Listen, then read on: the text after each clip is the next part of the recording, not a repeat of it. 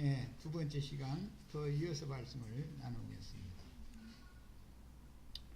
양떼들이 사방에서 우물로 보이면 목자들이 자기 양떼에게 물을 길어보기 위해서는 당연히 이제 큰 돌로 우물하고가 막어 있으니까 힘 있는 목자들이 이제 울력해서 울력이라고 하면 사투리지 이제 서로 협력해서 돌을 이렇게 옮겨놔야 이제 물을 기를 수 있게 되는 것이 그 셈족들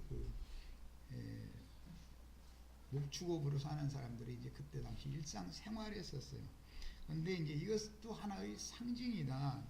교회의 성도들이 다 모여서 말씀 강론이 시작될 때 하나님의 천사들이나 맡겼던 그 큰 돌을 옮겨놓는 것이지 사람이 옮길 수는 없죠. 이제 그때 당시는 이제 그 목동들이 하는 이제 일이었기 때문에 표상적으로 그렇게 표현된 거고, 뭐 무덤을 막아놓은 큰 돌 같은 거 얘기 이제 성경에 참 많이 나오는데, 그 큰 돌이라고 하는 것은 반석이신 그리스도를 상징하는 거기 때문에 그리스도의 계시가 임할 때가 있어야 되는 것이죠. 이게 뭐 개인적으로 우리 지체들이 집에서 많이 성경 읽었는데 도대체 무슨 소린가 모르고 있다가도 교회 모임에 와서 딱 들으면은 딱 열리죠. 이제 그런 것을 상징하는 것이죠. 이게 하나님의 천사들이나 이 무거운 돌을, 큰 돌을 막고 있는 돌을 이렇게 열어놓는 것인데, 그것은 하나의 상징이고, 매맞은 반석, 깨진 반석에서 생수가 나온다. 이제 뒤에 광야 생활할 때는 또 그렇게도 표현이 됐는데, 그것은 사람의 육적 자아라는 것이 이게 하나님이 제껴놔 주시고 영의 생각으로 생각을 전환시켜줘야만 생수가 나의 속으로 흘러들어올 수가 있게 해주는 이런 것을 상징하는 비유들인 거예요. 큰 돌을 옮겨놓는 이야기도 목자들이 그것을 이제 옮겨놓는다 이랬는데, 실제로는 사람이 그걸 옮겨놓을 수 있는 게 아니죠. 이제 목축업에서 하는 얘기로 비유를 해야 되니까, 실제는 목자장은 그리스도 자신이고 주님이 보내신 천사들을 통해서나 이 일을 할 수 있는 것이죠. 오늘 모임에 와서 앉아 있어도 양재님이 뭐 그냥 뭔 얘기를 했었는지 도대체 못 알아듣겠다, 그 말은 돌이 안 옮겨져서 가로막혀 있어서 그러는 거겠죠. 생각이 뭐 세상사에 자꾸 말씀을 들으려는데 세상사 어떤 염려 걱정거리가 같이 잔뜩 안고 왔으면 그것만 자꾸 골다심하고 이렇게 되면 이 돌이 치워지지가 않으니까 생수가 내 속으로 흘러들을 수가 없죠. 이런 것이 다 비유들입니다. 이런 모든 내용들이 여기에는 그때 당시 목축업을 하는 상황을 기록을 해놓은 것이니까 이것이 영적인 모든 그 암시들이 여기에 감춰져 있다는 거예요. 이런 것을 우리는 찾아서 영감을 받아가면서 읽을 수 있으셔야 되는 것이죠. 그런데 뭐 무슨 뭐 히브리어 헬라가 단어가 어쩌고 뭐 해가면서 이제 어떤 그런 쪽으로 이게 하면은 돌이 치워지지가 않는 것이지요. 오히려 딱 꽉꽉 덮어버리는 것이지.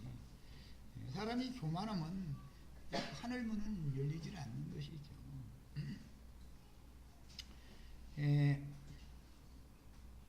그 다음에 동방 사람들이라는 것은 자칭 의인들을 대표한다라는 거 아까 말씀을 드렸는데, 성경에는 굉장히 중요한 말씀이면서도 살짝 감춰져 있는 말씀들이 많이 이렇게 대비되는 말씀들이 나와요. 예를 들어서 그러면 자칭 의인들이 거하고 있는 동방 땅에 있으면 정말로 하나님의 의를 이룬 사람들이 거하는 새하늘과 새 땅이 당연히 있어야 되겠죠. 이제 그러면 의의 거하는 바 새하늘과 새 땅 이렇게 얘기를 하면 의가 하늘에 거한다. 예를 드는 거예요. 이제 예를 드는 게 아니라 이거 실제죠. 그러면 온전케 된 의인의 영들은 하늘에 거하는 자들이죠. 데려감을 받은 자들이니까. 온전케 된 의인의 영들이 거하는 하늘은 새 하늘일 것이고, 공중권세 잡은 악의 영들이 거하고 있는 하늘이라는 것은 처음 하늘이고 저주받는 하늘일 것이다, 그 말이죠. 이렇게 성경에는 대비되는 용어가 살짝 감춰져 있기 때문에 의가 거하는 하늘, 그 다음에 공중권세 잡은 악의 영들이 거하는 하늘, 그럼 두 하늘이 딱 대조가 되잖아요. 성경에는 땅도 의가 거하는 땅이다 그러면 온전케 된 의인의 영들이 거룩한 성에 들어갔다가 새 땅에 내려오면 땅에 하나님의 의가 실현이 되니까 새 땅에는 당연히 의가 거하는 것이죠. 그러면 공중권세 잡은 악의 영들이 지상세계에 있는 거짓 목자들을 통해서 거짓 것을 자꾸 가르쳐서 영혼들을 지배하면 거기는 악령들이 거하고 있는 저주받은 땅이 될 거 아니겠어요. 성경을 읽을 때는 이처럼 어떤 용어가 나오면 동방의 사칭 의인들 얘기 나오면 예수 그리스도로 말미암는 하나님의 의인들 얘기가 당연히 나오겠구나. 이렇게 영감을 받아야지 단어가 뜻이 이러니 저러니 해가면서 그 중에서 찍어서 하나 가지고 엉뚱한 소리를 자꾸 주장하고 이렇게 나가면은 영감 계시가 닫히게 돼 있는 거다 그 말이야. 그럼 망하는 것이죠. 본인이 가르치는 자가 소경이면 소경들 인도하면 같이 구덩이에 빠지는 건 뭐 너무 그건 정해진 코스잖아요. 우리 이런 것을 꼭 생각을 하셔야 되겠어요.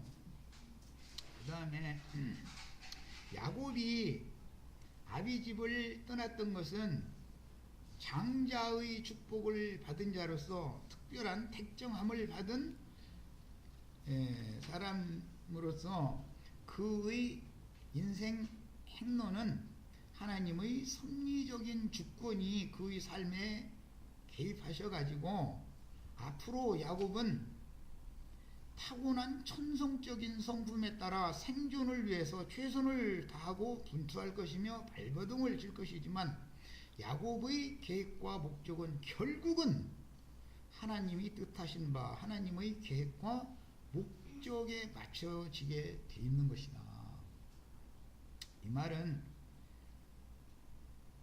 속세에서 구속하신 사람들로 그분의 왕국을 세워서 새하늘과 새 땅의 새 세계를 상속해 주고자 하는 것이 하나님의 뜻이기 때문에 야곱이 앞으로 남은 인생을 살아가는 것은 야곱의 마음에 원하는 대로 되는 것이 아니고 사실은 결국은 야곱의 인생을 결국은 하나님의 주권적인 안배에 의해서 하나님의 목적을 이룬 일에 야곱이 자동적으로 쓰이게 돼 있다.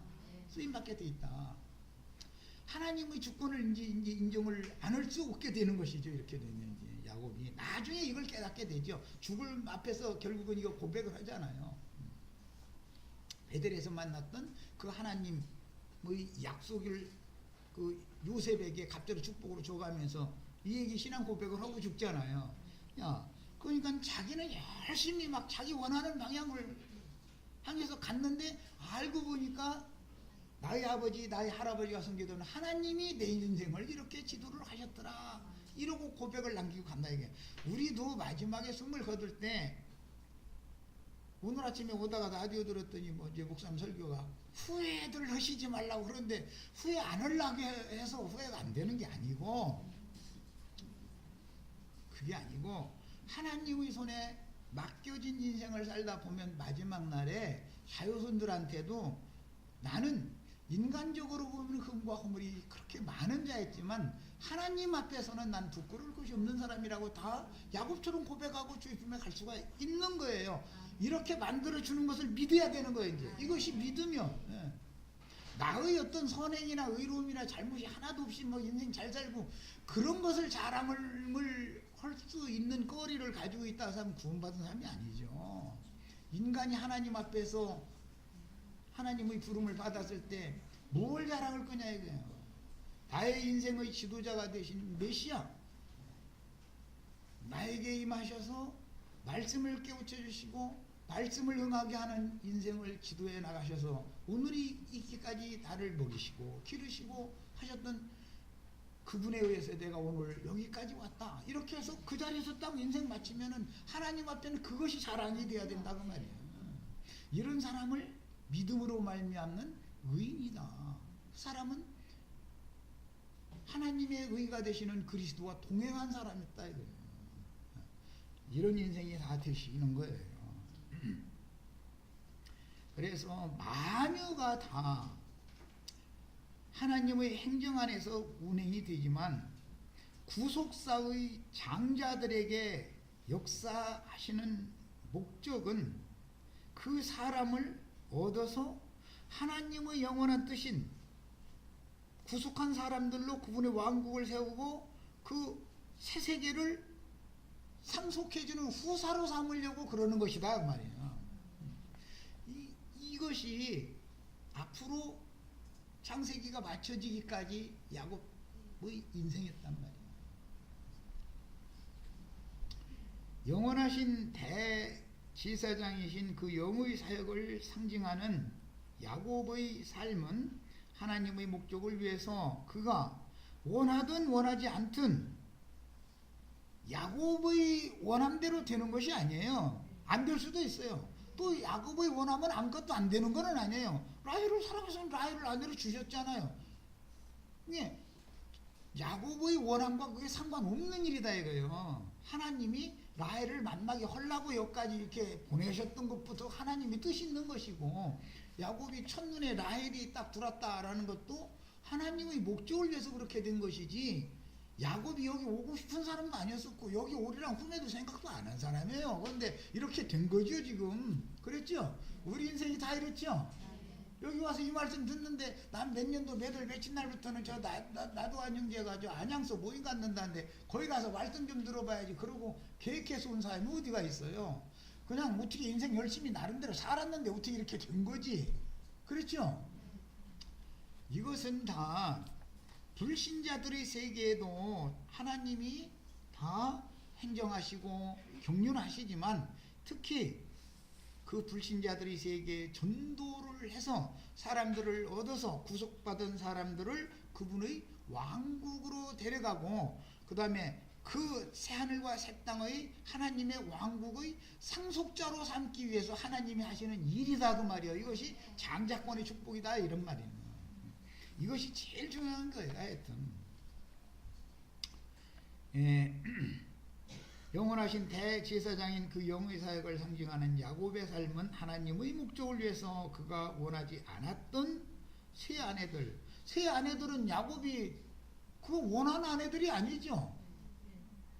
그런데 원하지도 않았는데도 아내들을 셋을 번쩍다고 얻어.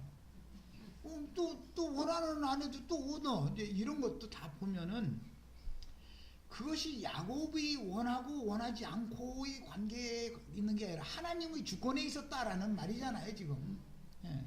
그냥 우리 형제 자매님들은 야곱처럼 뭐 내 안에 없는 시대를 사는 게 아니니까 지금은 이제 한 아내의 한 남편이니까 내가 저 사람을 그때 그렇게 사랑하게 됐는데 오늘날 봤더니 그때 동태 눈이 뭐 어쩌고 뭐 동태 껍질인가 뭐가 어쩌고 막 그런 소리 할 필요가 없어. 그게 그런 필요가 없는 거예요. 나보고 나 이혼해도 되느냐고, 나 도저히 못 살겠다고 그런 얘기를 나한테 물어볼 필요가 없어요.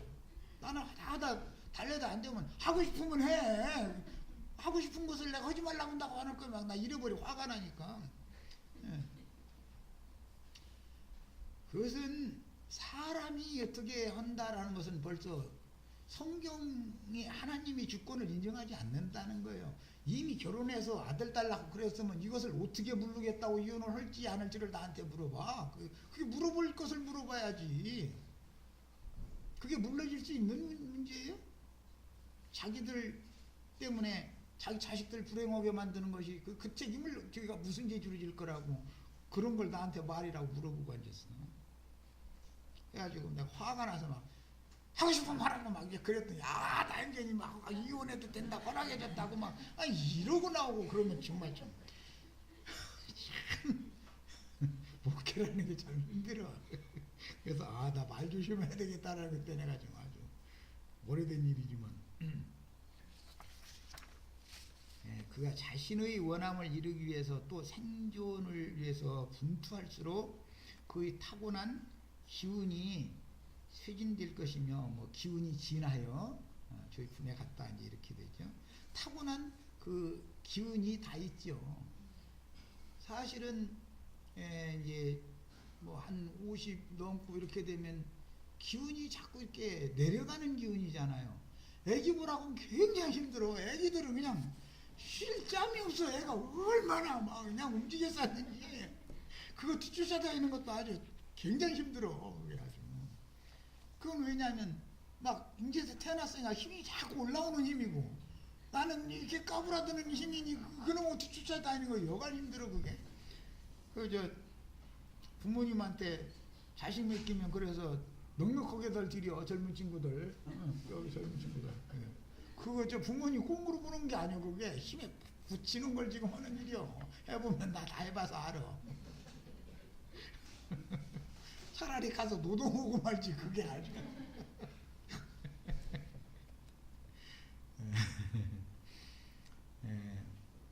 하나님의 손길은 그의 기질을 이처럼 한 번에 이게 다 뽑아내 버리질 않죠. 그 일생에 걸쳐서 야곱야곱 이제 그 기운을 지나게 하는 동안에 하늘로부터 새 생명을 자꾸 불어 넣어가지고 영원히 살 수 있는 생명으로 이제 전환시키는 일을 이제 하시는 것이죠.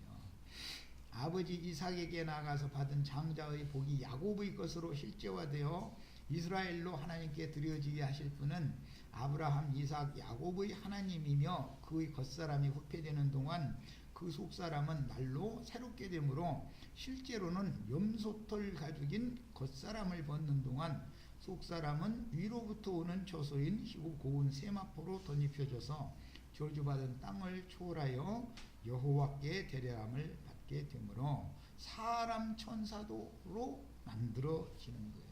이 사람이 하늘에 거하는 자들이 되는 것이죠.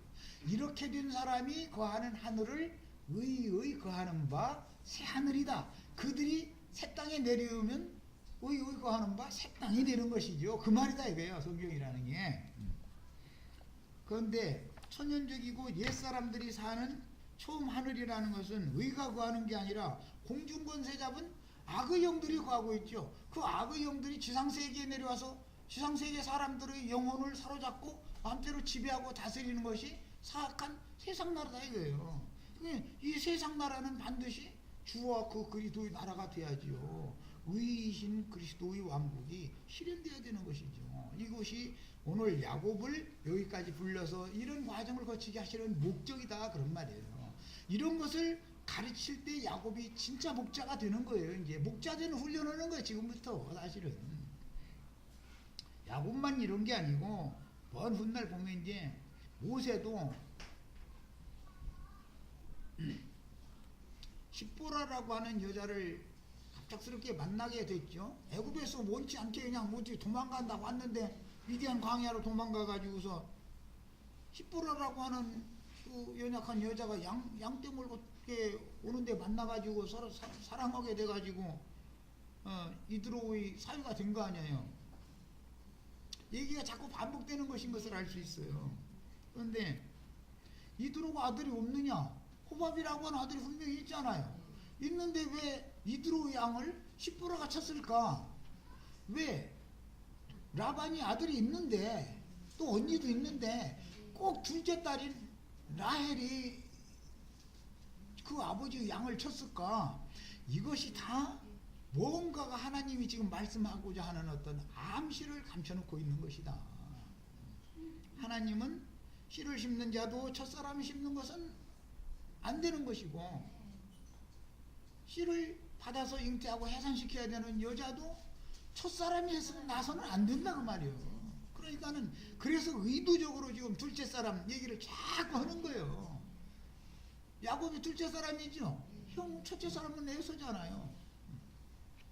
라헬도 그래도 둘째 사람인데 둘째 사람 남자를 만나려면 둘째 여자가 만나야 되는 것이다 이 말이에요. 짝을 짓느라고 지금 의도적으로 이렇게 감춰놓고 있는 거예요. 그런데 모세를 만나려면 십보라가 준비되는 것처럼 야곱을 만나려면 라헬이 준비되어 있다 하나님께는. 그러니까 뭐 세상 옛날 어른들도 뭐 장가 못 가도 좀 이게 좀 시간이 늦어지면 이제 위로하는 말로 정월 조아름나 저러고 나면 하는 소리가 야 젓가락도 짝이 있고 신발도 짝이 있다는데 짝이 없을 것이냐 걱정하지 말아라 위로하느라고 하는 말이죠.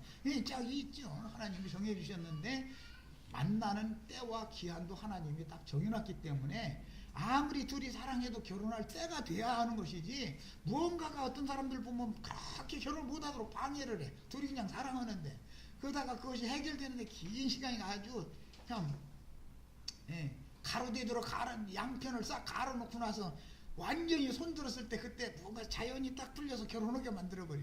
이제 이런 것이 정말 참 하나님 행사라는 건 사람의 생각이나 사람의 어떤 지식 훨씬 밖에서 그분은 우주를 경영하시는 분이다. 이것을 우리는 믿어야 된단 말이에요. 아버지 이삭에게 나가받은 장자의 복이 야곱의 것으로 실제화되어 이스라엘로 하나님께 드려지게 하실 분은 아브라함, 이삭, 야곱의 하나님이며, 그러니까 야곱이 이런 지상 노릇을, 목자 노릇을 야곱이 막 어떻게 해서 하는 게 아니죠. 하나님이 그를 택해서 당신의 종으로 세운 것이죠. 사람이 신학교 가서 뭐 공부를 해서 뭐 하고 이것은 말이 안 맞는 말이에요. 성경하고는 전혀 안 맞아요. 다윗이 이스라엘 왕으로 기름 부음을 받을 때 전혀 생각지도 않은 사람이에요. 사무엘도 다윗이라는 사람이 왕이 될 사람인지 전혀 생각도 안 한 사람이에요. 그런데 그냥 앞에 나온 놈들부터 보니까 그냥 다 그냥 훤칠하고 막 아주 흠이 없어 보이고, 그런데 기름 부으려고 걔 아니야 자꾸 보더니 마지막 8번째 다윗이 나오니까 걔한테 뭐 그랬다는 거예요. 그냥 하나님이 작정한 대로 되는 것이지 사람의 보는 눈으로 사람의 어떤 생각대로 되는 게 아니다라는 거잖아요. 다윗은 목동이었었어요. 들판에 목동한테 기름을 부은 얘기를 하는 거예요. 야곱을 지금 양치는 목동 훈련을 시키는 거예요. 모세를 그 장인집에 보낸 것은 광야 40년 동안 양치는 훈련시키는 거잖아요. 목동 노릇을 훈련시키는 거잖아요. 이렇게 하는 거예요. 이렇게 해서 세운 사람이래야 성경을 똑같은 성경 읽는데 해석이 달리 되는 거예요. 하나님의 뜻에 맞춰져서 해석을 해야만 맞는 거예요. 이것이 다 하나님의 의도대로 된 거다. 이것이 믿어져야 되는 것이거든.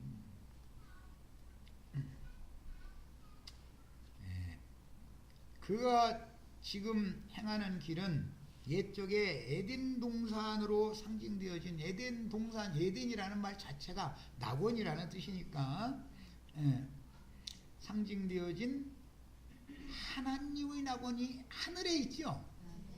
하늘에 준비하신 하늘의 시온산 위 예루살렘을 향해서 올라가는 생명길을 본인이 앞서서 걸어보고 인생을 마감을 하면서 나의 나무로부터 오늘의 길까지 나를 기르신 하나님, 이렇게 고백하게 만들어 놓은 하나님을 만났어야 되는 것이죠. 그래야 모든 주권을 하나님 앞에 놓는 거잖아요. 그런데 이런 믿음을 다른 사람들에게 설교하고 가르치고 이렇게 하는 것이 아니라, 믿음을 넣어주는 말씀하는 게 아니라 자기 본의로 자꾸 그 사람이 뭐가 되고 막 사람이 전능자가 되고 뭐 전도자가 막 돼가지고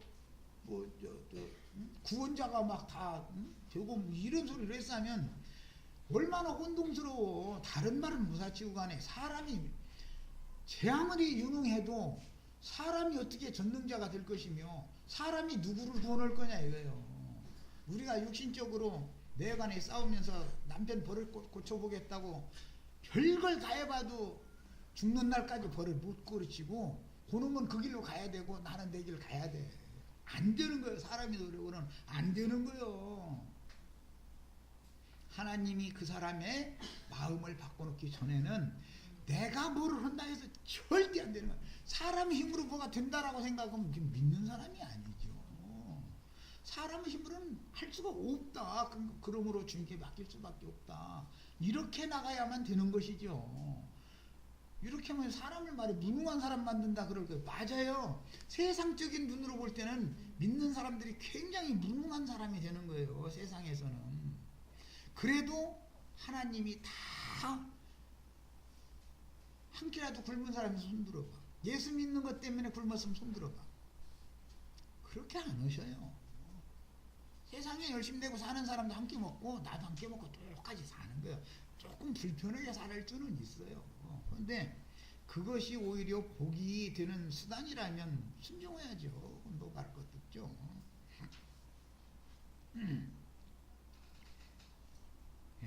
창세기 28장에서 영감으로 계시받은 베델의 언약과 이상이 자신의 혼에도 이루어지는 과정이 육신에 있는 사람이라는 말은 혼이다 그 말이에요. 영의 구속을 받아 하늘에 앉혀진 영에 있는 사람으로 거듭나고 온전케 된 의인의 영이 되어서 사람 천사들로 만들어져서 오는 새 세상을 구속하신 성도들이 거하게 한 새하늘과 새 땅의 새 세상을 상속받는 후사가 되는 것이 인생의 목적이다. 그게 아브라함, 야곱, 이삭이 믿은 아브라함, 이삭, 야곱, 이스라엘이 믿은 하나님이다. 하늘에 거하는 자들에게는 복이 있고 땅과 바다에는 화가 있다 그랬는데 땅에 거하는 자들은 땅에서 올라온 짐승이 미혹당하잖아요. 바다에 거하는 자들이라는 건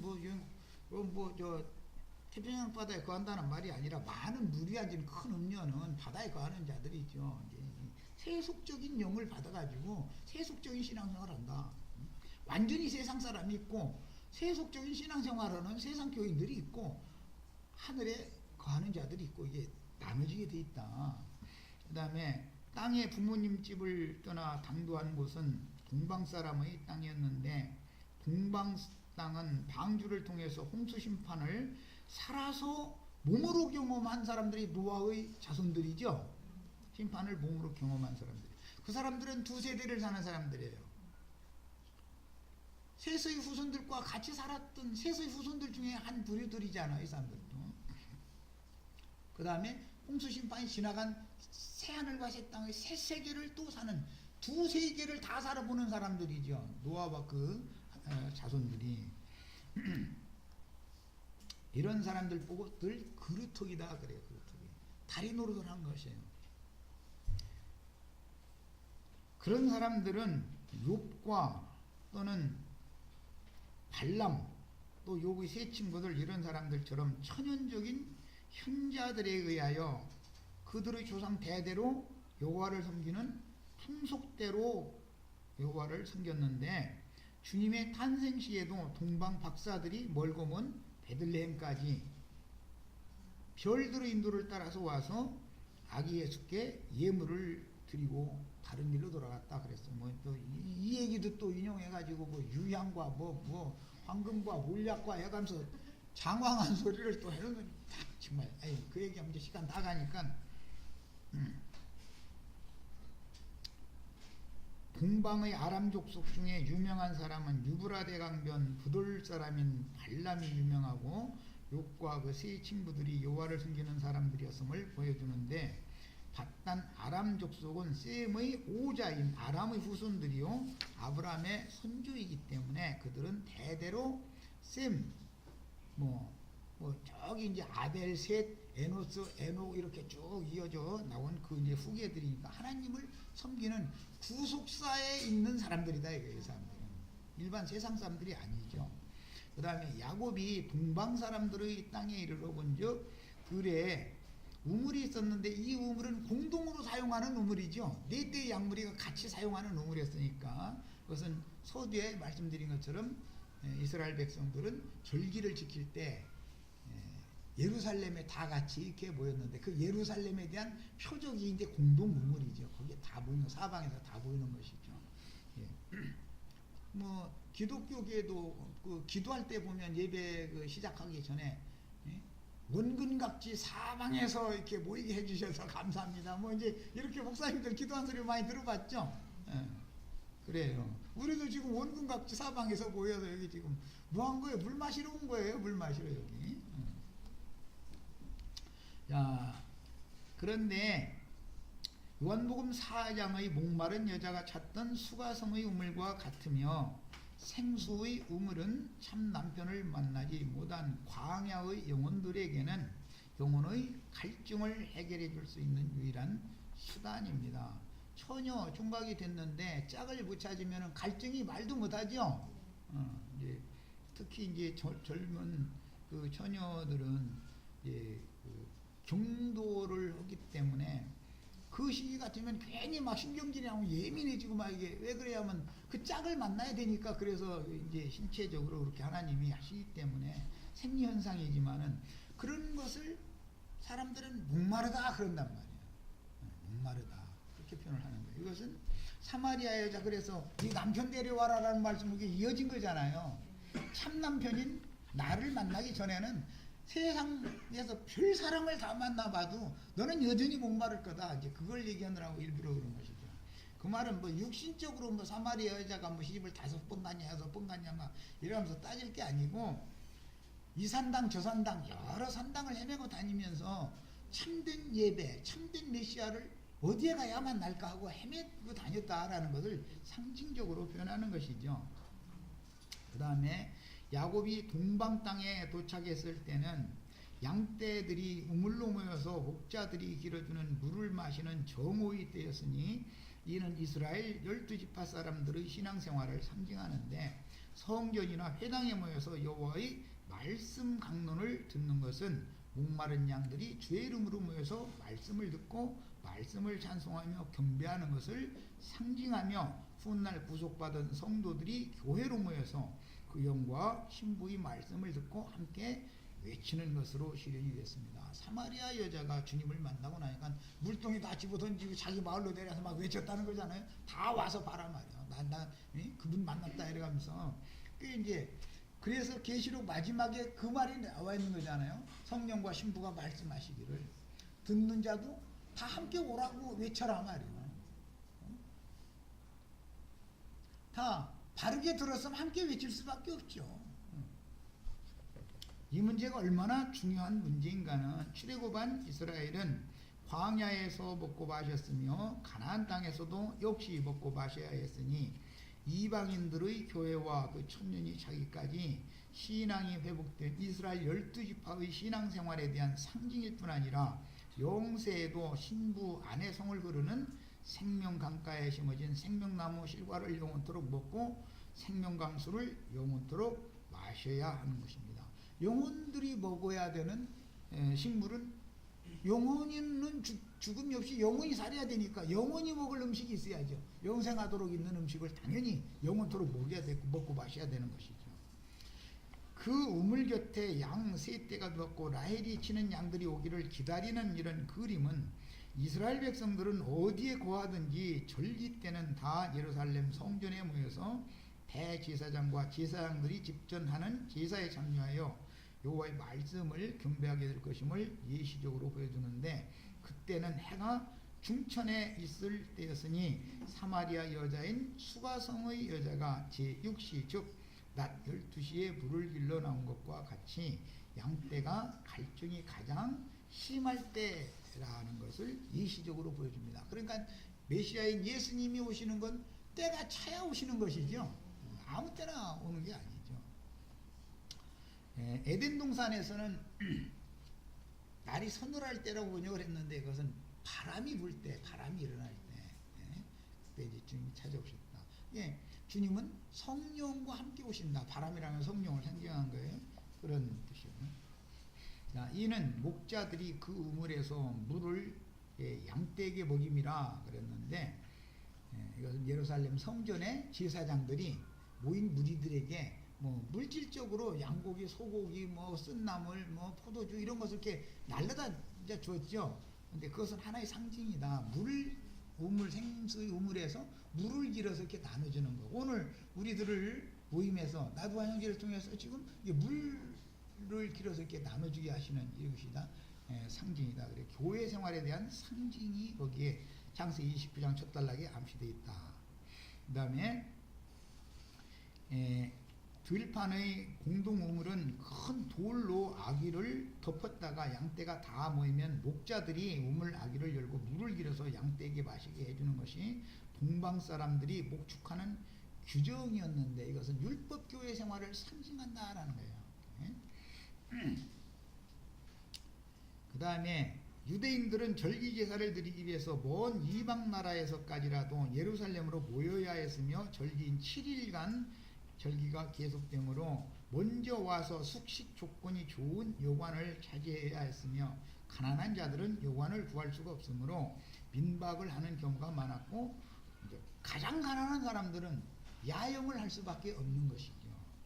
그 그다음에 라헬은 약속 시간을 고려하여 맨 나중에 했는데 왜 라반이 아들들이 분명히 있고 언니가 있음에도 불구하고 둘째 딸인 라헬이 아버지의 양을 쳤을까? 이것은 아까 설명한 바대로예요. 하나님은 둘째 사람에게 말씀을 맡기고 둘째 사람에게 씨를 심게 만들어 놓는 것이죠. 그래야만은 가장 정상적인 하나님 나라에 합당한 생명들을 생육 번성시킬 수가 있는 거예요. 이런 경우는 사람의 뜻에 따라서 혈통과 육정과 사람의 뜻으로 난 자들이라는 말이 나오고 하나님의 뜻으로 난 자들이니 이렇게 요한복음 1장에 이렇게 설명이 되어 있기 때문에 무슨 말인가 쉽게 이해할 수 있죠. 우리는 반드시 목자가 거듭난 사람이야. 둘째 사람이야 되는 거예요. 목자가. 그 다음에 둘째 사람들과 모임을 가져야 되는 거예요. 거듭나지 않은 사람들과 모임을 가져가지고는 하나님의 뜻에 맞는 생육 번성을 하는 것이 아니다 이거예요. 하나님 나라에는 혈육이 누용하기 때문에. 그래서 이런 암시는 신약시대에 역시 유대교의 전통을 이어받은 세상 교계는 강한 남자들로 상징되는 사탄의 사자들인 음녀의 일곱 머리들이 목양하며 주님의 교회는 세상 교계에서 그 영과 신부의 음성을 듣고 하늘의 해를 입은 한 여자로 상징된 장자들의 모임인 주님의 교회, 음된 교회로 도망쳐 나온 양들을 인계받은 그 영과 신부의 목양을 받도록 정해져 있다. 그래서 전체를 쭉 흘러가서 다 내게로 와서 값없이 생명수를 받으라. 이게 계시록 22장 마지막 말씀이잖아요. 성령과 신부가 하는 말씀은 물 마시러 와라 그 말이잖아요. 라헬도 십부라도 여자의 몸이었지만 라반의 딸로 있는 동안과 이드로의 딸로 있는 동안만 들판의 여자다. 야곱을 만나고 모세를 만나면 그녀는 집안 살림을 해야 되니까 남편이 목양을 해야죠. 이 직업이 바꿔지는 것이죠. 직업이. 이제 이런 것이 암시다. 여자 목사들 들으면 또 그럴까 무섭네. 기분 나쁠까 무섭네. 주님이 세운 교회는 장로, 감독자는 남자들만 있지 여자가 없습니다. 이유가 다 있는 거예요. 왜냐하면 생리적으로도 씨는 남자에게 있는 것이 여자는 밭일 뿐이지 여자가 씨를 갖고 있지는 않죠. 그러니까 씨라는 게 말씀을 말하는데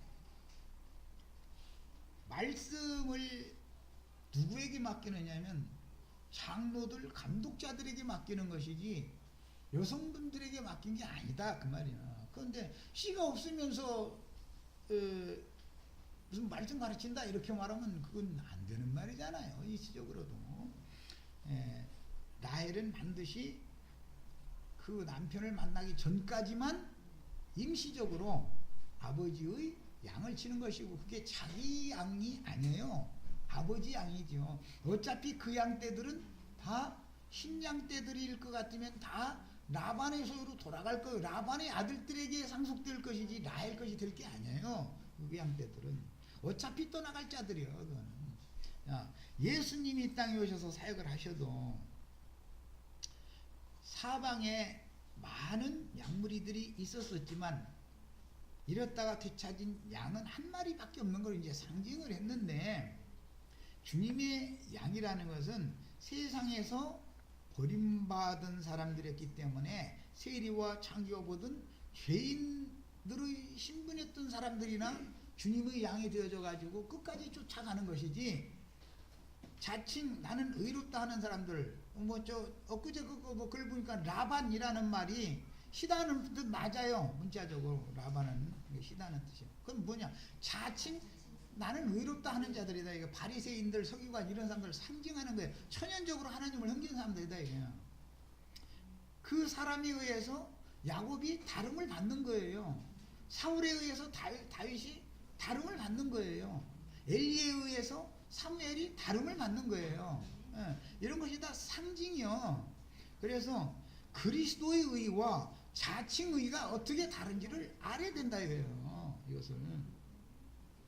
그리고 자칭 의인들은 결국은 하나님의 의를 이루신 그리스도께 끝까지 붙어있지 못하는 거다. 라반의 본성을 가진 자는 라반에게로 가게 돼 있어요. 신등이는 다 그걸로 나눠가지고 딱 보내버리잖아요. 라반에게. 야곱이 내내 치던 거예요, 그게. 야곱이 양을 치다가 신등이는 전부 라반한테 딱 분리시켜버리잖아요. 그리고 나서 사울길을 딱 뜨게 만들어. 섭길이 못 오게 하려고. 무슨 말인지 아시겠죠? 그렇게 하는 거예요. 그래서 인간의 의가 내 속에 여전히 남아있는 사람은 절대로 성령의 인도를 따라서 끝까지 하나님의 세계에 갈 수가 없는 거예요. 그들의 세계가 있어요. 라반 세계로 가는 거예요. 라반은 후계자 아닌 라반의 아들들이 것이 또 되는 것이죠. 대대로 이렇게. 이런 이치를 꼭 아셔야 돼. 그래서 예수님도 이 세상에 오셔서 발에 밟힐 만큼 많은 우리를 다 잃었잖아요. 다 가버리잖아요. 바울 사도가 디모데 후서에 보면 누구는 어디로 갔고 누구는 어디로 갔고 다 나를 버렸다 그랬어요. 그렇게 훌륭한 하나님의 종들이 예수님이 사역을 했는데도 다 떠나가고 바울이 사역을 했는데도 다 떠나가. 남은 자는 디모데 누가 뭐 불과 몇 명 남았는데 디모데 보고 말이야. 마지막 유품 너한테 줄 거니까. 그 가죽송이로 쓴 책, 그 다음에 내 겉옷 가지고 와라. 겨울이 되기 전에 어서 속게 되기로 와라고. 그 감옥에서 죽으면서 그거 자기 제자에게 물려주고 죽으려고 그러는 거잖아요. 이런 성경의 이치를 아셔야 돼. 누가 그리스도 유품을. 뭐 우리 홍영재님이 엊그제 참 글을 너무 감동적인 글을 올려놨대. 우리는 예수님이 십자가를 지기 위해서 벗어준 그 옷을 입는 사람들이지 나의 오름이나 나의 선함이나 이런 옷을 입는 사람이 아니다. 그건 하나님 보시기엔 전부 누더기들이요. 주님이 남겨주신 옷은 누구나 아무나 갖는 게 아니요. 제비 뽑힌 사람이 갖는 거요. 제비 뽑힌 사람이. 우리 다 제비 뽑히셔야 돼. 이런 이치를 알아야 돼. 그것만이 하나님의 가르쳐주심이요. 하나님이 인정해 주시는 의인이다 이거예요. 이게. 그러려면은 염소털은 벗어야 뭐 새 옷을 입든지 뭐 얻을 거 아니겠어요? 염소털 계속 검둥이 염소털 막 가지고 그거 자랑해야 소용없는 짓이요. 그게 주님 앞에 보는 그게 의가 아니요.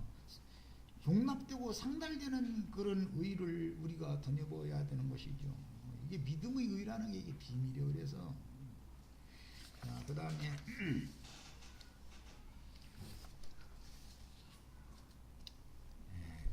이사야 1장 13절에 보면 헛된 재물을 다시 가져오지 말라. 분향은 나의 가증이 여기는 바요. 월삭과 안식일과 대회로 모이는 것도 그러하니 성회와 아울러 악을 행하는 것을 내가 견디지 못하겠노라. 이게 이제 선지자가 한 말씀인데 모세 율법에 의하면 안식일이나 절기 때는 성회로 모여야죠. 대회로. 근데 대회로 모이는 것은 이제 싫다. 그렇게 하지 말아라. 이제 이러는 거예요. 그러면 도대체 모세는 대회로 모이라고 그러고 선지자는 대회로 모이지 말라고 그러고 모세는 짐승 잡아서 뭐 향사르고 짐승 잡아서 제사하라고 그러고 선지자는 그거 하지 말라고 그러고 도대체 어떻게 해야 되는 거예요? 어떻게 해야 되는 거예요? 이것이 뭐예요? 개혁할 때까지만 율법의 저주, 율법 행위에 맡겨놔둔 것이 그것은 온전한 의를 이루는 제사가 아니다라는 거잖아요. 예수님이 오셔서 제사법을 완전히 개혁해버렸죠. 그럼 우리도 그리스도 율법을 따라서 행하는 거예요. 이제 신앙생활을. 이 신앙생활이 어떻게 바꿔지는지를 알아야 되겠다. 이런 것이 여기 이제 창세기 29장 첫 단락에는 다 암시가 없지만은 앞으로 나가는 말씀 중에 다 암시가 되어져 있습니다.